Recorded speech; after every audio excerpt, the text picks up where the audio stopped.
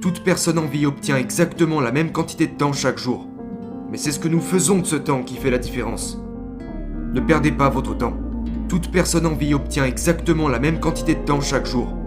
Mais c'est ce que nous faisons de ce temps qui fait la différence. Ne gaspillez pas votre vie. Fixez-vous de gros objectifs. Arrêtez de penser à ce qui ne va pas et commencez à penser à ce que vous pouvez faire. Aimez un peu plus, détestez un peu moins. Vous n'avez aucune idée de ce que vous êtes capable de faire, mais décidez aujourd'hui que vous allez le découvrir.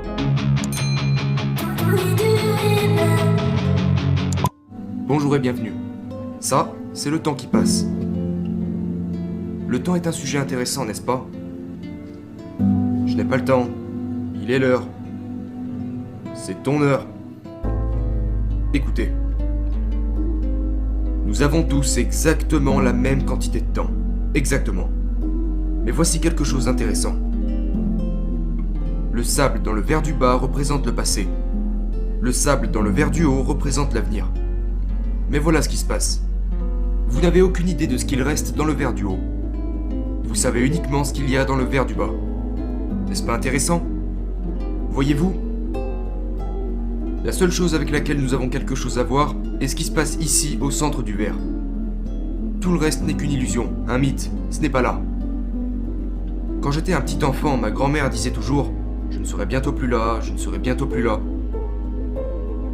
Mais vous savez, il me semble qu'elle a commencé à dire ça quand elle avait environ 60 ans. J'étais un petit enfant. Maintenant, à cette époque, je pensais que 60 ans, c'était vraiment vieux. Mais je n'ai plus le même avis depuis. Mais c'est ce que je pensais à l'époque. Ma grand-mère disait « Je ne serai bientôt plus là, je ne serai bientôt plus là ». Nous pensions que grand-mère ne mourrait jamais. En tout cas, on ne le voulait pas. Nous l'aimions énormément. C'était un ange. Mais elle nous a quittés à 94 ans. 94. Ça faisait 34 ans qu'elle disait qu'elle allait bientôt partir. Maintenant, aujourd'hui j'ai 85 ans. Bientôt 86. Je ne sais pas combien de sable il me reste. Je sais combien de sable est ici, mais ce qui est dans le verre du bas est parti. Quand j'étais jeune, à la même époque, j'avais un ami qui s'appelait Bob Yates. Bob et moi étions comme les doigts de la main. On faisait tout ensemble. Juste deux jeunes garçons. Et Bob a eu 16 ans un peu avant moi.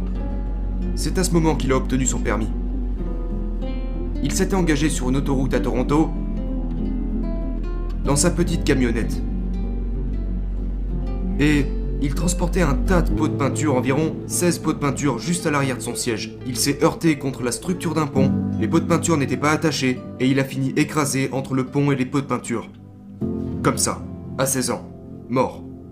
Il y a eu de la peinture sur la structure de ce pont pendant de très nombreuses années.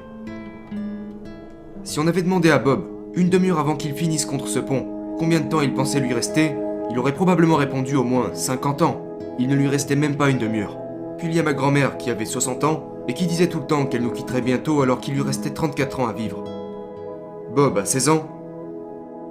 Terminé. La vérité est que nous ne savons pas combien de temps il nous reste. Mais nous savons que nous sommes ici, et la seule chose que nous avons vraiment est ce qui se trouve ici, juste au centre. Maintenant.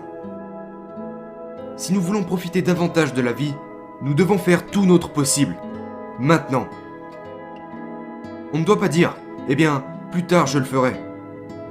Ou alors ne nous plaignons pas de ce qui ne s'est pas produit dans le passé. Voyez-vous, j'ai des sabliers autour de moi en permanence. J'en ai 2 ou 3 par ici, et il y en a un autre quelque part par là-bas. Et cela me rappelle que tout ce que j'ai vraiment, c'est maintenant. Je veux être aussi efficace que possible. J'ai eu de nombreux mentors dans ma vie. Napoleon Hill étant l'un des plus grands. Earl Nightingale pendant 5 ans. Ray Stanford. Le docteur McFarland. Ken McFarland était un homme phénoménal. Dr Harry Roder, Leland Val van der Waal, ces personnes m'ont aidé à façonner mon esprit. J'ai commencé avec rien. Et j'ai construit une entreprise qui opère partout dans le monde. J'ai gagné des millions de dollars. Et j'en suis arrivé à la conclusion que vous et moi sommes capables de faire tout ce que nous pouvons voir. Si nous pouvons le voir dans notre tête, nous pouvons le tenir dans notre main. Nous devons sortir et faire les choses différemment. Nous devons arrêter de nous comporter comme si c'était un jeu. Nous devons traiter la vie telle qu'elle est, sacrée. et nous sommes capables de faire tout ce que nous voulons. Mais nous devons le faire. Ça n'arrivera pas tout seul. Vous voyez, je pense qu'il est très important de se concentrer sur cela. Concentrez-vous sur le présent parce que c'est tout ce que vous avez. Il n'y a pas de passé, il n'y a pas de futur. Maintenant, c'est tout. Quand le sable est parti, il est parti. Maintenant, vous pouvez voir qu'il y a plus de sable dans le verre du bas que dans le verre du haut. Boum, je peux le retourner. Maintenant, j'ai plus de sable dans le verre du haut que dans le verre du bas. Vous ne pouvez pas faire ça avec votre vie. Je peux le faire avec un sablier. Je ne peux pas le faire avec ma vie. Mais je peux être plus efficace. Maintenant. En décidant de ce que je vais être. Et c'est ce que je vous recommande de faire. Ne perdez pas votre temps. Toute personne en vie obtient exactement la même quantité de temps chaque jour. Mais c'est ce que nous faisons de ce temps qui fait la différence. Ne gaspillez pas votre vie. Fixez-vous de gros objectifs.